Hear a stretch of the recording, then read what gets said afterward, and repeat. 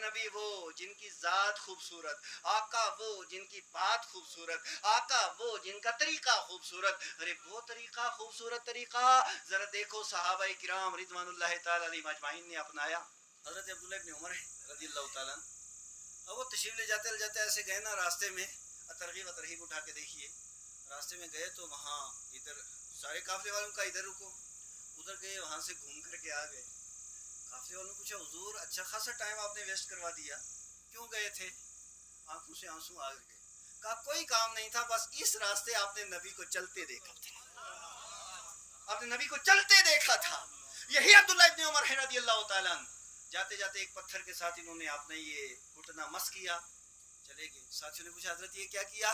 کہا اس گھٹنے کے ساتھ نا میرے نبی کا گھٹنا، اس پتھر کے ساتھ میرے نبی کا گھٹنا لگا تھا، وہی سنت ادا کر رہا ہوں. حضرت عثمان غنی رضی اللہ تعالیٰ عنہ وضو کیا، کھڑے ہوئے مسکرانے لگے. کیا کرنے لگے؟ مسکرانے لگے. ساتھیوں نے کہا حضور والا جب مسکراہٹ تو کسی بنیاد پہ ہوتی ہے، کیوں مسکرا رہے ہیں؟ کہا بس وضو کر کے اس مقام پہ آپ نے نبی کو مسکراتے دیکھا تھا، وہی سنت ادا کر رہا ہے.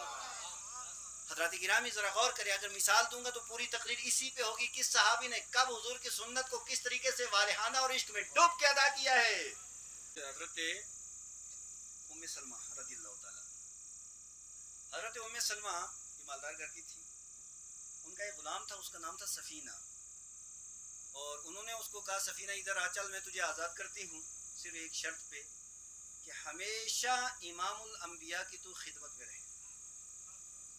ارے مقدر سفینہ کے مقدر پہ قربان، نوکری ملی تو کتنی اونچی ملی، پوسٹ ملی تو کتنی اونچی ملی، یعنی پوری دنیا کے سارے عہدے ایک طرف اور امام الانبیاء کی غلامی کا عہدہ دوسری طرف.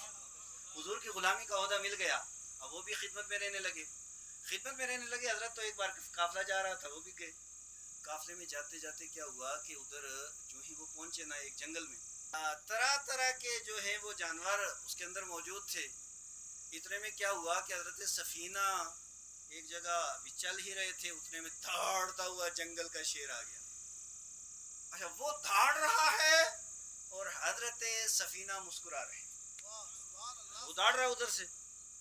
اب شیر ادھر سے، شیر نے بھی سوچا ہوگا واہ میں بھی شیر رہا، لیکن مجھ سے بڑے شیر بھی محمد عربی کے غلام کے. اب وہ آیا شیر آ کر کے کھڑا ہو گیا، حضرت سفینہ اسی طرح مسکرا رہے ہیں، اور اس کے بعد شیر سے ارشاد فرما رہے سن انا مولا رسول اللہ صلی اللہ تعالی علیہ وسلم، تیرا تعارف یہ ہے یا ابوالحارث، تیرا تعارف یہ ہے جنگل کا راجا ہے، اور میرا تعارف یہ ہے میں مصطفیٰ کا غلام ہوں، میرا تعارف یہ ہے کہ میں مصطفیٰ کا غلام ہوں. اب جب شیر نے دیکھا نا کہ یہ حضور کا غلام ہے تو شیر نے اپنا سر نبی کے غلام کے قدموں پہ رکھ دیا، قدموں پہ رکھا، اور قدموں پہ رکھنے کے بعد پھر اپنا سر اٹھایا، آگے چلنے لگا. شیر آگے چل رہا ہے، حضرت سفینہ پیچھے چل رہے ہیں. وہ جنگل سے باہر لایا اور اس راستے کے اوپر لا کھڑا کیا جس راستے پہ حضرت سفینہ رضی اللہ تعالیٰ عنہ جانا چاہتے تھے. اس کے بعد تاریخ یہ بتا دی، حدیث کی کتابیں یہ بتاتی ہیں، وہ شیر اپنے پچھلے پاؤں پہ کھڑا ہوا اور اگلے پنجوں کو اس طریقے سے وہ ہلا کر کے حضرت سفینہ کو الوداع کر رہا تھا. اب سنو آگے، نبی مکرم صلی اللہ تعالیٰ علیہ وسلم کے غلام باوفا حضرت سیدنا عمر رضی اللہ تعالیٰ عنہ جو سنت اور شریعت کے اوپر اتنے بڑے عامل تھے حضور کے طرح حسن و جمال والے طریقے پہ، تو ان کا عالم یہ تھا کہ مصر کے اندر جب دریائے نیل سوکھ گیا نا، حضرت عمر رضی اللہ تعالیٰ عنہ کو خط لکھا حضرت عمرو بن عاص نے رضی اللہ تعالیٰ عنہ، تو آپ نے خط لکھا دریائے نیل کو اور کہا نیل سن، اگر تو اپنی مرضی سے چلتا ہے تو تیری پانی کی ہمیں کوئی ضرورت نہیں، اور اگر اللہ کی مرضی سے چلتا ہے تو ہم اللہ کی بارگاہ میں دعا کرتے ہیں تو چل جا. دریائے نیل چلنے لگا. زمین کو خط لکھا حضرت عمر رضی اللہ تعالیٰ عنہ نے. میں پوچھنا چاہتا ہوں اور پھر ایک بات اور سن کر کے اپنے خلاصہ بیان کر دوں. حضرت سعد بن وقاص رضی اللہ تعالیٰ عنہ جب ایران کو فتح کرنے کے لیے آپ تشریف لے گئے نا، راستے میں دریائے دجلہ ساری کی ساری فوج کھڑی ہو گئی. سعد بن وقاص نے کہا فوجیوں رکے کیوں؟ کہا دریائے دجلہ ہے آگے. کہا اچھا، تو حضور کے غلام دریائے دجلہ سے ڈر گئے، کیوں کہ سامنے پل نہیں، کشتی نہیں، جہاز نہیں، راستہ نہیں، کیسے پار کیا جائے؟ کہا حضور نہیں، صرف آپ کے آرڈر کی ضرورت ہے، آپ کے حکم کی ضرورت ہے، آپ حکم فرما دیں ہم دریائے دجلہ پار کر جائیں گے۔ کہا چلو، حضور کے غلام دریاؤں سے رکا نہیں کرتے۔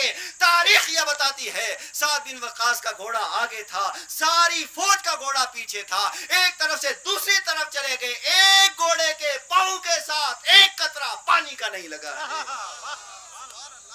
اچھا، ادھر سے جو ہی چلے نا، ادھر سارے بڑے بڑے کافر تھے، بڑے بڑے ایران کے کافر، وہ کھڑے تو انہوں نے کہا جناب والا یہ کیا؟ اوہو، آج سے پہلے ہم پہلوانوں سے لڑ چکے ہیں، بڑے بڑی فوجوں سے لڑ چکے ہیں، لیکن جنات کے ساتھ تو ہماری لڑائی اس سے پہلے ہوئی نہیں۔ دیو آمدن دیو آمدن، کہ یہ تو جنات کا لشکر آ گیا ہے، سارا علاقہ انہوں نے خالی کر دیا، سارے ایران کو بغیر لڑے ہوئے اللہ تعالیٰ نے محمد عربی کے غلاموں کو عطا فرما دیا۔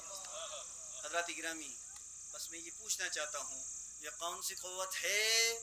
یہ کون سی قوت ہے جو دریائے نیل کو چلا رہی ہے؟ یہ کون سی قوت ہے جو زمین کو خط لکھوا رہی ہے؟ یہ کون سی قوت ہے جو شیر سے اپنا لوہا منوا رہی ہے؟ یہ کون سی قوت ہے جو ایران کو قدموں تلے روند رہی ہے؟ یہ ایک ہی قوت ہے، اور وہ قوت یہ ہے ان کے جو ہم غلام تھے، خلق کے پیشوا رہے، ان سے پھرے جہاں پھرا آئی کمی وقار میں، دنیا و آخرت کی ساری کامیابیاں اللہ تعالیٰ نے محمد عربی کے قدموں میں رکھی ہے۔ سبحان اللہ، نعرہ تکبیر، نعرہ رسالت، حضرت مصطفیٰ کانفرنس، نعرہ تکبیر۔ صحابہ اکرام کی عملی زندگی یہ تھی، تیرے قدموں میں جو ہے، غیر کا منہ کیا دیکھے، کون نظروں میں چڑھے دیکھ کے تلوا تیرا، جہاں حضور کا تلوا وہیں اس امت کے لیے جلوہ، حضور کے تلوے میں اس امت کی ساری کامیابیوں کے جلوے اللہ نے رکھے ہوئے۔ حضرات گرامی، اب میں آپ سے پوچھنا چاہتا ہوں، آج بس صرف ایک بات پہ اپنی تقریر ختم کروں گا۔ ان علماء کرام سے آپ تحقیقی تقریریں سنیں، ذرا دیوانگی کی ایک بات آپ سنیں۔ حضرت حدیث شریف میں ہے کہ جب پیر کا دن ہوتا ہے، جمعرات کا، یہ دو دن ایسے ہیں، پیر کے دن اور جمعرات کو اس امت کے سارے عمل نبی پاک علیہ السلام کی بارگاہ میں پیش ہوتے ہیں۔ آقا فرماتے ہیں حیاتی خیر لکم و مماتی خیر لکم، میری زندگی بھی تمہارے لیے بہتر، اور دنیا سے پردہ کر کے اگلی دنیا میں تشریف لے جانا بھی بہتر ہے۔ اس دنیا کے اندر بہتر ہے، یہ تو بات سمجھ میں آتی ہے۔